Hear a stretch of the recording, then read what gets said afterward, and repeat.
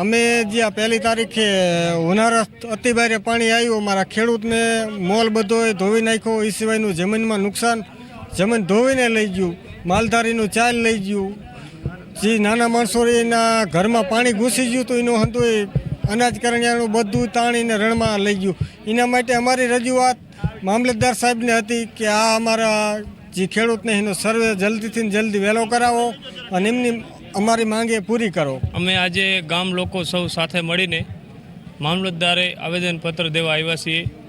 જૂના માણિયાદ ગામમાં અતિવૃષ્ટિના કારણે અતિ નુકસાન થયું છે. જમીન પણ ધોવાણી છે, પાક પણ ધોવાણો છે. અમે વહેલામાં વહેલી તકે સર્વે થાય એવી માંગ કરીએ છીએ.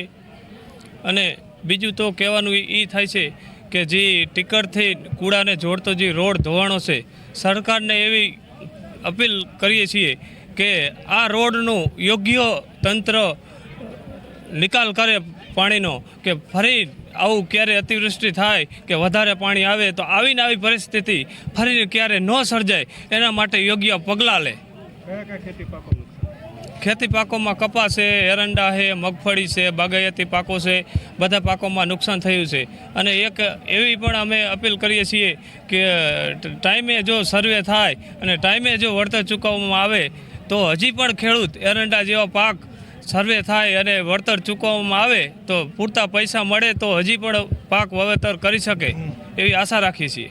મારા ગામમાં અતિવૃષ્ટિ થઈ છે એટલે એટલું બધું નુકસાન આવ્યું છે. પારિવારિક નુકસાનનો કોઈ અંદાજો જ નથી મરાય એવો, પણ હજારો હેક્ટરનું ધોવાણ થયું છે. પાક ખેડૂતોના નિષ્ફળ ગયા છે. લગભગ મારા ખ્યાલથી પશુધનને પણ એટલું નુકસાન થયું છે. એટલે અમે શ્રી મામલતદાર સાહેબને કંઈ વહેલામાં વહેલી તકે સર્વે કરાવવામાં આવે અને ખેડૂતોને યોગ્ય વળતર દેવામાં આવે. જે ખેડૂતોને નુકસાન થયું છે, હજારો હેક્ટર જમીન પૂર્ણ થઈ ગઈ છે. એ ખેડૂતો મારા ખ્યાલથી 2 વર્ષ લગીને તો રિપેરિંગ કરશે તો રિપેરિંગો નહીં થાય એટલું બધું પારિવારિક નુકસાન કિસાનોએ ભોગવ્યું છે. આ વરસાદના કારણે જે રાજાશાહીના બંધાવેલા બંધો હતા એ પણ તૂટી ગયા છે. તો તમે વિચાર કરો કે એ 3 કલાકની અંદર 13.5 ઇંચ વરસાદ પડ્યો છે. એના કારણે બહુ, અને અમે તો દુઃખ સાથે કહી છીએ કે આજથી લગીને સંસદ સભ્ય કે ધારાસભ્ય પણ નથી આવતા કે ભાઈ તમે જોવો, ઘટના સ્થળે આવો, કેટલું નુકસાન છે કિસાનોને.